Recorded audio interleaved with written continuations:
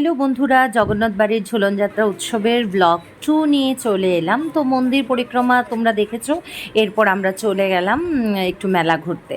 তো এত জিনিস উঠেছিল, আমার আশেপাশের যে দোকানপাটগুলি ছিল সেগুলি একটু ভিডিও করলাম তোমাদের জন্য। আমার বান্ধবী চন্দন নেবে বলে একদিকে চন্দন বাছাই করছিল, আর আমি ভিডিও করছিলাম।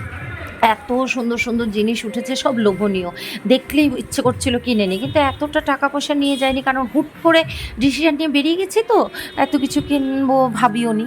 তারপরও আমি কাপ কিনলাম, তারপরে ঠাকুরের থালা গ্লাস এগুলি নিলাম, আমার বান্ধবীও কাপ নিল, চন্দন নিল।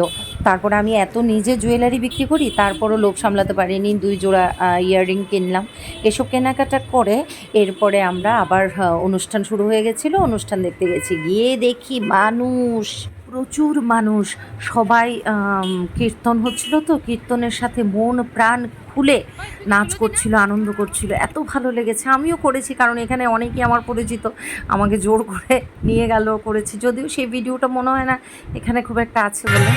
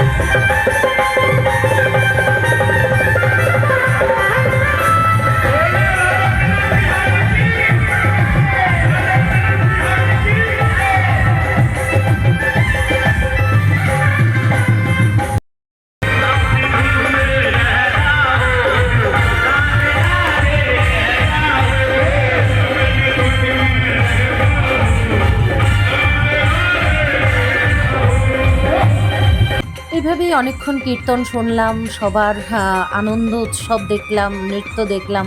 আমি নিজেও একটু সামিল হয়েছিলাম, যেহেতু ভিডিও করেছি তাই আমি বেশি একটা নাচ করিনি, অল্প একটুই করেছি, তোমাদের একটু ঝলক দেখালাম। তো আমার এই ব্লগটা তোমাদের কেমন লাগলো অবশ্যই কিন্তু কমেন্ট করে জানাবে। Thanks for watching.